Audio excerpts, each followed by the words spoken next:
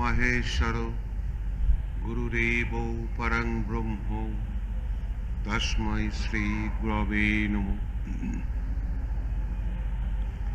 আজকে ভগবান শ্রীকৃষ্ণ শ্যামাচরণের 106তম তিরোধান দিবস, অর্থাৎ আজ থেকে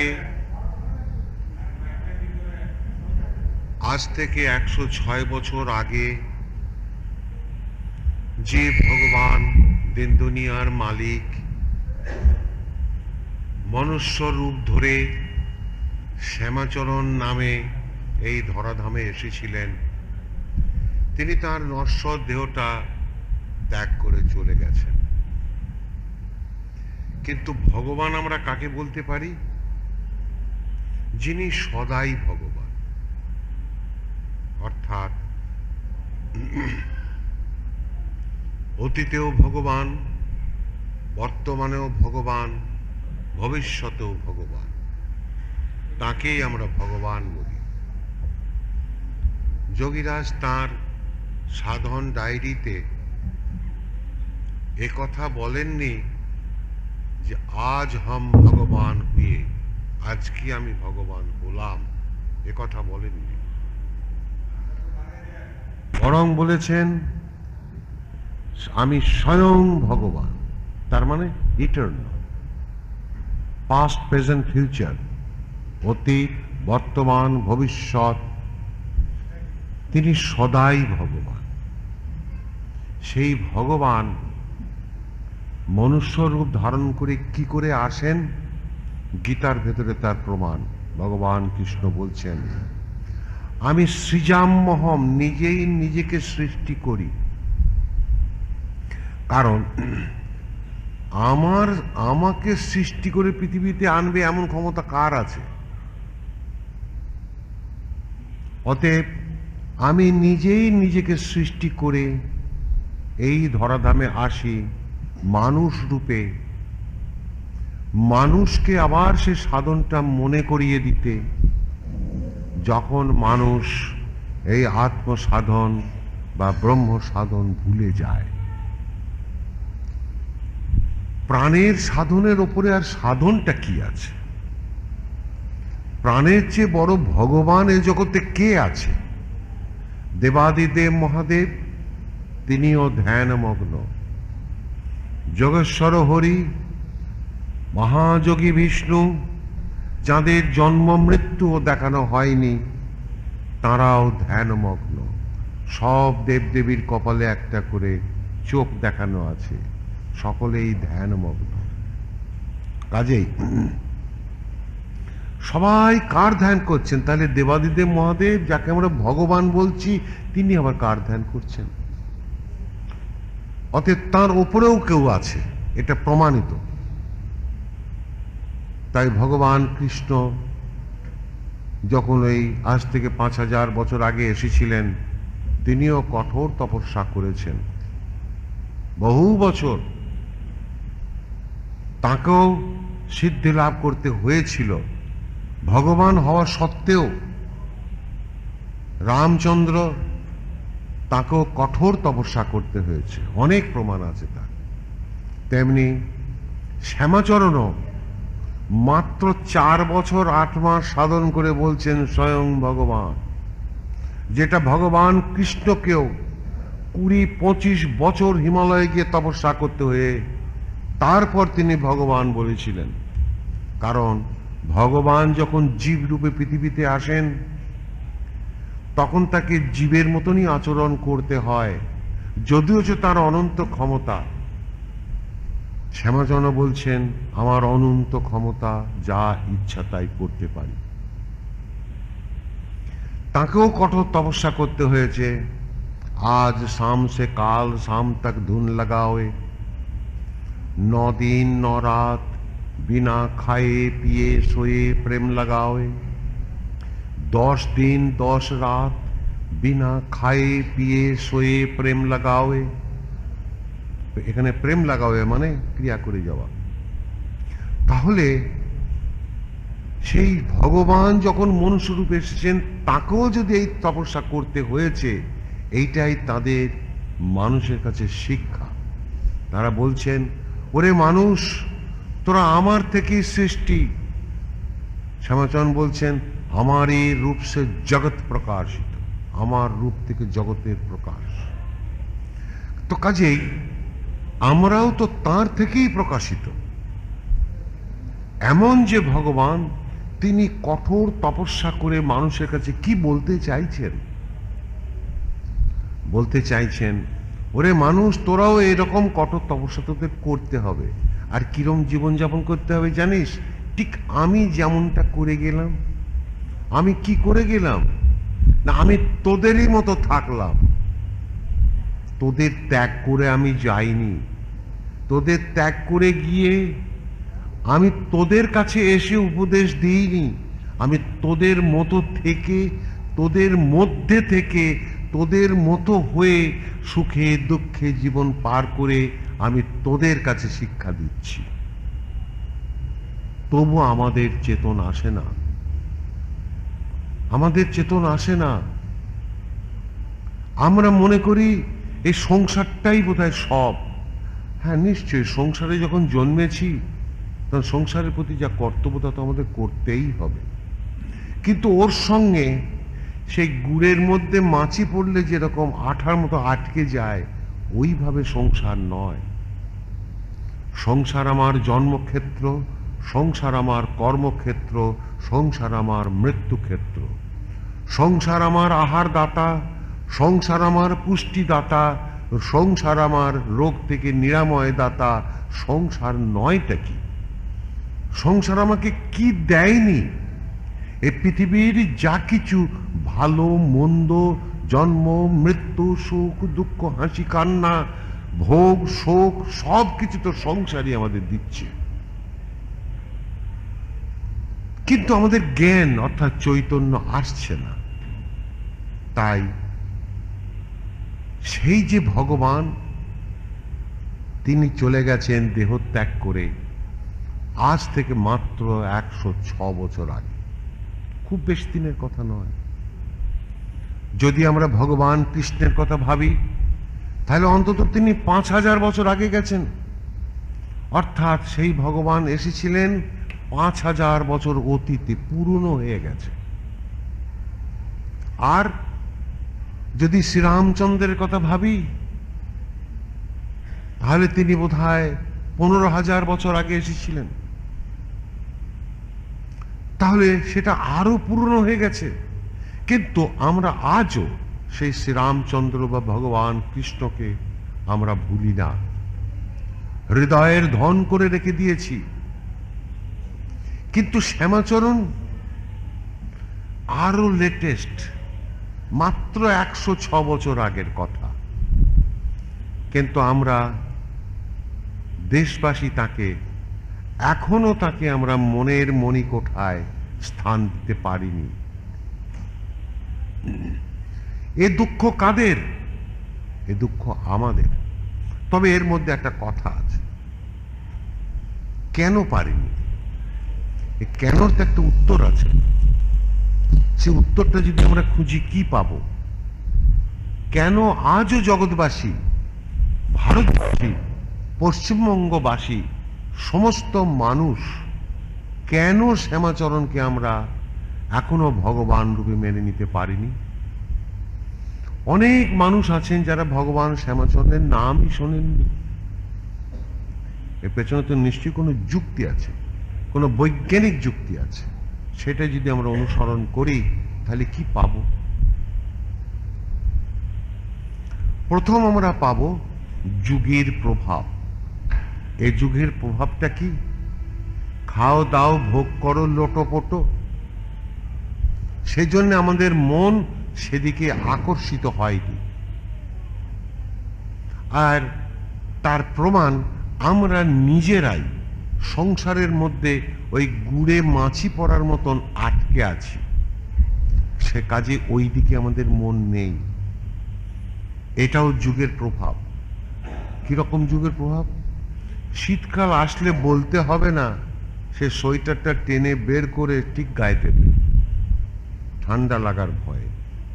আবার যখন গরম আসে সোয়েটারটা খুলে ফেলে দেয়, এমনকি গেঞ্জিটাও খুলে ফেলে। এইটা কি বলে? প্রকৃতির তাড়না। সকালবেলায় যখন তোমার বাথরুমের আহ্বান আসে, দেরি করতে পারবে না, তোমাকে যেতেই হবে। এ হচ্ছে প্রকৃতির তাড়না। সেরকম যুগের মধ্যে পরিবর্তন থাকে প্রকৃতির। সেই প্রকৃতি আমাদের বলছে তুই প্রবৃত্তি পক্ষের দিকে থাক, তুই নিবৃত্তির দিকে যাবি না। তাই আজ সারা পৃথিবী হিংসায় উন্মত্ত, যেন আগ্নেয়গিরির উপরে বসে আছে। এই পৃথিবী ধ্বংস হবে হবে হবে, কারণ ধ্বংস করতে গেলে যা যা প্রয়োজন তার সবকিছু মানুষের হাতে এসে গেছে। কিন্তু এই পৃথিবীকে ভালো করতে গেলে, এই পৃথিবীকে পরিচালনা করতে গেলে, সুন্দরভাবে একে মেনটেন করতে গেলে, ভগবানের সৃষ্টিটাকে বজায় রাখতে গেলে যা যা করা দরকার সেটা মানুষ আবিষ্কার করছে না। প্রতিযোগিতা আসছে কি? ধ্বংসের প্রতিযোগিতা। এ বলছে তোকে দেখে নেব, ও বলছে তোকে দেখে নেব। আজ আমার সমাজ সেই দিকেই চলেছে। খবরের কাগজ খুললে ঝগড়া, রাজনীতিতে ঝগড়া, নেতায় নেতায় ঝগড়া, এর সঙ্গে ওরও ঝগড়া। খবর কাগজ উঠলে খুলে দেখবে প্রথম থেকে শেষ পাতা পর্যন্ত খালি মার পিট, খুন, জখম, দুর্ঘটনা আর ঝগড়া। এ ওর বিরুদ্ধে বলছে, ওর বিরুদ্ধে বলছে। ঠিক সেইটার প্রতিফলনটা সমাজে আসছে, তোমার আমার ঘরে আসছে। এসে কি হচ্ছে? স্বামী স্ত্রীর মধ্যে ডিভোর্স। ছেলে বাপকে বলছে টাকা দে, ছেলে বলছে দেবো না, মার ঝগড়া। মেয়ে আর একটা ছেলের সঙ্গে ভেগে পালিয়ে গেল, ছেলে আর একটা মেয়েকে নিয়ে এসে বললো মা গো তোমার বৌমা নিয়ে এসছি। মানে অশান্তির যেন চূড়ান্ত। সংসারে যতই এনে দিচ্ছ কেউ যেন সন্তুষ্ট হচ্ছে না। এক অদ্ভুত সময় এসে গেছে। তো এভাবে সংসারের মধ্যে শান্তি নেই, পাড়ার মধ্যে শান্তি নেই। পাড়ায় ও বলছে তোকে দেখে নেবো, ও বলছে তোকে দেখে নেবো। আরে কি হয়ে গেছে? তাহলে কি পেলাম আমরা? যুগের প্রভাব। যুগের প্রভাবের দরুন আমাদের মন বদলে গেছে। যারা অনেক দিনের পুরনো মানুষ তারা কি দেখেছে? তারা দেখতো যে মিথ্যে কথা বলাটা অন্যায়, এখন মিথ্যে কথা বলাটাই ন্যায়। অন্যায় করাটা অন্যায়, এখন হচ্ছে অন্যায় করাটা ন্যায়। পাল্টে গেছে। এই আমাদের এই জীবনে এতখানি পরিবর্তন দেখলাম। তাহলে আগামী দিনে আর কি হবে জানি না। হয়তো ভালো মানুষ বলে পৃথিবীতে থাকবেই না হয়তো, কিন্তু তা হয় না। ভালো মানুষ চিরকালই থাকবে। হয়তো সংখ্যাটা কমে গেছে, আগামী দিনে আর একটু কমবে। তাই পৃথিবী এখন ধ্বংসের মুখে দাঁড়িয়ে আছে। আপনারা হয়তো অনেকেই পঞ্জিকা দেখেছেন। পঞ্জিকার মধ্যে কি লিখছে? এটা 1308 সাল। 1310 সালের ডিসেম্বরের মধ্যে কি হবে পঞ্জিকার পাতা খুলে দেখে নিন। তাও বলে দিচ্ছি কোন পঞ্জিকা, যেটা ভারত সরকার অনুমোদিত, যেটাকে বলা হয় বিশুদ্ধ সিদ্ধান্ত। মেঘনাথ সাহার যে থিওরি, যে প্ল্যানেট, তার উপরে বৈজ্ঞানিক ভিত্তিতে যেটা দাঁড় করিয়ে দিয়েছে সেই পঞ্জিকা। তাতে বলছে এই 2010 সালের মধ্যে, আরে 1310 সাল মানে আর 2 বছর। আর এটা হচ্ছে কি মাস? বাংলা কার্তিক মাস। হ্যাঁ, কার্তিক 1408 কার্তিক মাস। তাই কার্তিক, অঘ্রান, পৌষ, মাঘ, ফাল্গুন, চৈত্র, আমি ধরলাম আরো 6 মাস আছে। আর 9 এবং 10, 1409 এবং 10, তার মানে 2.5 বছর। 2.5 বছরে পঞ্জিকা বলছে পৃথিবীর এসপার কি ওসপার হবে। এমনকি তারা বলছে পৃথিবীর অর্ধেক লোক শেষ হয়ে যাবে। প্রস্তুত হয়ে যাও। কিন্তু মরে গেলে তারা কোথায় যাবে সেটা কিন্তু বলছে না। মরে গেলে তাদের আবার আসতে হবে, কিন্তু তার মনের মধ্যে যে বিশাল হিংসা, এইটার পরিণতির এইটা আসছে ধ্বংসের দিকে। এই যে সবাই সবাইকে আস্তেন গুটিয়ে দেখছে, কিন্তু ভারতবর্ষ চিরকাল শান্তিপ্রিয় দেশ। এর ইতিহাস কোনোদিন বলেনি যে সে পররাজ্য গ্রাস করেছে। সে চিরকাল ধর্মপরায়ণ দেশ। তাই পৃথিবীর মধ্যে একমাত্র ভারত যেখানে স্বয়ং ভগবান যুগে যুগে মনুষ্যরূপে অবতীর্ণ হয়ে আবার আত্মজ্ঞান, ব্রহ্মজ্ঞান এই সব কথা বলে দিয়ে যান, মানুষকে মনে করিয়ে দিয়ে যান। এই কাজের জন্যেই শ্যামাচরণের আবির্ভাব। তাহলে সে শ্যামাচরণকে দিন দুনিয়ার মালিক, তাকে আমাদের ভালোবাসতে হবে। তিনি কি বলেছেন? সবার ভেতরে কূটস্থ রূপে আমিই আছি, আমি ছাড়া এ জগতে কিছু নাই। এমনকি আকাশের যে সূর্যটা, সেটাও আমি আছি বলে সে আছে। আমি না থাকলে আকাশের ওই দেদীপ্যমান সূর্যের অস্তিত্ব নাই। हम छुड़ाए कोई नहीं, आसमान का सूर्य रूप हमारा है। सूर्य नारायण भगवान जगदीश्वर सर्वव्यापी আমি আছি। আমি একমাত্র পুরুষ, আমি অক্ষর পুরুষ, আমি স্বয়ং ভগবান। আমি নিরাকার ব্রহ্ম। আমার হামারা ন হাত হ্যায় না পায়ের। আমারই তেজ সর্বব্যাপী ব্রহ্ম। আর কি হতে পারে? কি হতে পারে? আমি তো মনে করি 5000 বছর আগে যখন ভগবান কৃষ্ণ রূপে এসেছিলেন, তখনও তিনি ক্ষত্রিয় রূপে এসেছিলেন। তার আগেও শ্রীরামচন্দ্র রূপেও ক্ষত্রিয় রূপে এসেছিলেন। কিন্তু এখন এবারে কে এসেছিলেন? ব্রাহ্মণ রূপে। কেন? এই যে সামনে যে সত্যযুগ আসছে, তাই তো একটা ধ্বংসলীলা এগিয়ে আসছে আমাদের সামনে, পরিবর্তনের যুগ। তাই দেখা যায় ত্রেতা যুগের শেষে ভগবান এসেছিলেন শ্রীরামচন্দ্র রূপে, এসে লঙ্কা কাণ্ড করেছেন, প্রচুর লোক মরে গেছে। আবার একটা স্থিতাবস্থা এসছে। শ্রীরামচন্দ্র চলে গেলেন, আবার দাপর যুগে পড়ল। সেই দাপর যুগে তার মানে কি হলো? ত্রেতা এবং দাপরের সন্ধিক্ষণে ভগবান এসেছিলেন শ্রীরামচন্দ্র রূপে। ওই জন্য গীতাতে বলা আছে সম্ভবামি যুগে যুগে। দুটো যুগ, একটা যুগের কথা বলা হয়নি। যুগে যুগে, এটা প্লুরাল, মানে বহু বচন।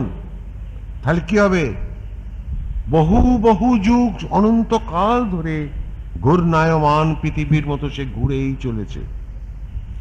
আর কি পেতে পারি? যুগে যুগে। একটা যুগ চলে যাচ্ছে, আর একটা যুগ আসছে। ঠিক সেই সময়ে স্বয়ং ভগবান আবির্ভূত হয়ে আবার যুগের পরিবর্তন এনে দেন। তাই সেই সময় শ্রীরামচন্দ্র এসে তিনি যুগের পরিবর্তন করে দাপর যুগে পৌঁছে দিয়ে আবার তিনি চলে গেলেন। তাহলে তার শিক্ষাটা রেখে গেলেন দাপর যুগের মানুষের জন্য, ত্রেতা যুগের মানুষের জন্য নয়। কারণ শিক্ষা ভবিষ্যৎ মানুষের জন্যে, অতীত মানুষের জন্য শিক্ষার কোনো প্রয়োজন করে না। সে তো অতীত অতীত হয়েই গেছে। তারপর দাপর যুগ প্রায় শেষ হতে চলেছে। এমন সময় এলেন আবার সেই ভগবান কৃষ্ণ রূপে। এসে কি করলেন? মহাভারতের যুদ্ধ। আবার প্রচুর লোক মরে গেল। আবার একটা স্থিতাবস্থা আসলো, তিনিও চলে গেলেন। আবার কলিযুগ এলো। তাহলে কৃষ্ণের শিক্ষাটা হচ্ছে কলিযুগের জন্য।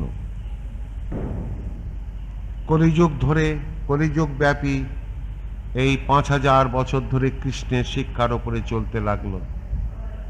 তারপর কলিযুগের শেষ প্রান্তে সেই ভগবান আবার এলেন এই ভগবান শ্যামাচরণ রূপে এসে তিনি বলছেন, আমি কৃষ্ণ, আমি মহাদেব, আমি চতুর্ভুজ নারায়ণ। বহু কিছু কথা তোমরা দেখে নিয়েছ বইয়ের মধ্যে। তাহলে তিনি এসে আবার যুগ পরিবর্তন করে দিলেন, দিয়ে সত্য যুগের মধ্যে ছেড়ে দিয়ে গেলেন। তাহলে শ্যামাচরণের শিক্ষা হলো আগামী সত্য যুগের জন্য। এক একটা তো পার হয়ে যাচ্ছে, তো পার হয়ে গেলে ভবিষ্যতের জন্য শিক্ষার প্রয়োজন আছে। ভবিষ্যৎটা কেমন হবে তার সোপান তিনি করে দিয়ে গেলেন, যেমন অতীতে রাম বা কৃষ্ণ করে দিয়ে গিয়েছিলেন। তাহলে আমরা কি পেলাম? এই যে আগামী সত্য যুগ কখন থেকে পেলাম? আমরা জ্যোতিষশাস্ত্রের বিচার অনুসারে দেখতে পাচ্ছি ভগবান কৃষ্ণের দেহত্যাগের পর 6 ঘন্টা পর কলিযুগ এসেছিল।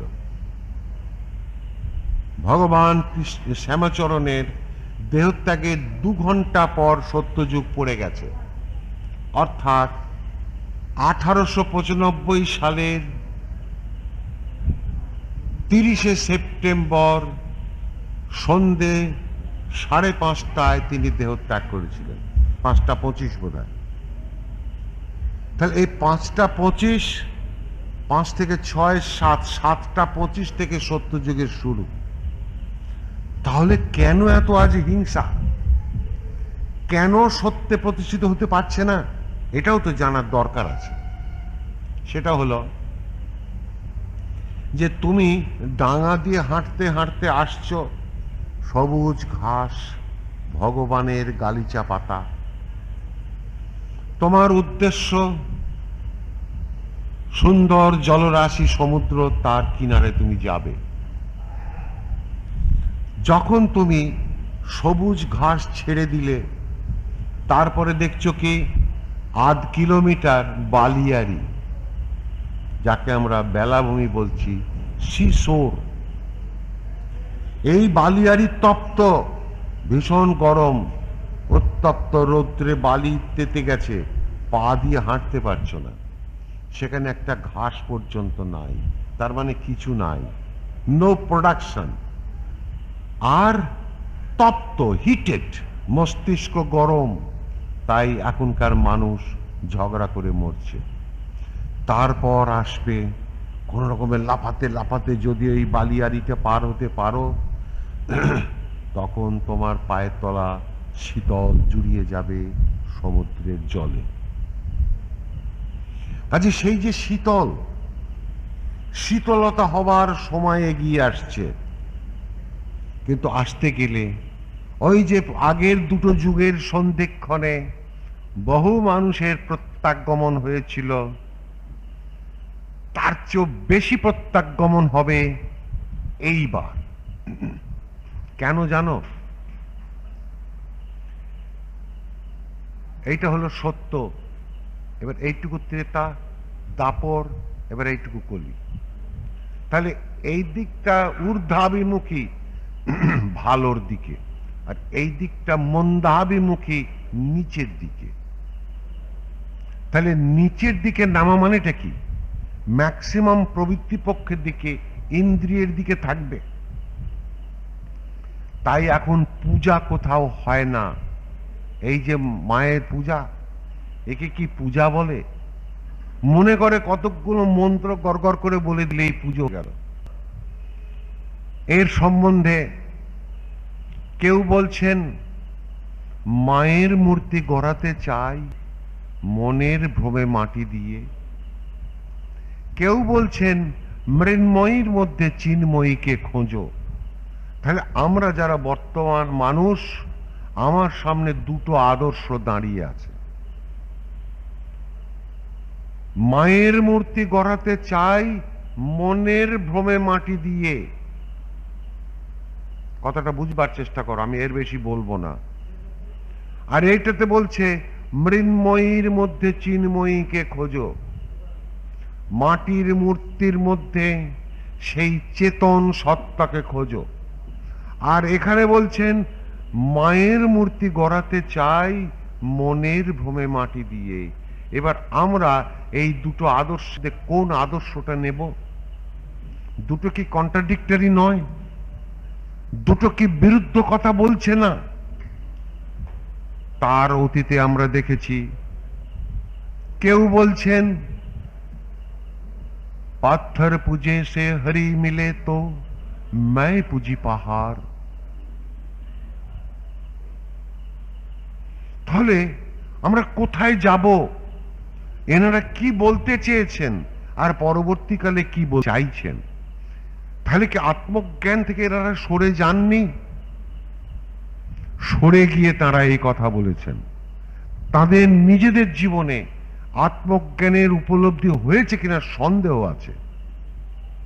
তাই বিজ্ঞাপনের দাপটে পড়ে তোমার আমার মতো লক্ষ লক্ষ মানুষ আজ ধর্মের বিষয়ে দিশেহারা। কি করতে হবে আমাদের আমরা জানি না। এমন সময়ে এলেন দিন দুনিয়ার মালিক শ্যামাচরণ। তিনি বললেন, তোমার মঙ্গল কিসে হবে তা তুমি নিজেই জানো না। নিজেই প্রশ্ন করলেন, কারণ আমরা যারা মূর্খ মানুষ, আমরা যারা ইন্দ্রিয়াসক্ত মানুষ, গুরুর কাছে গিয়ে ভগবানের কাছে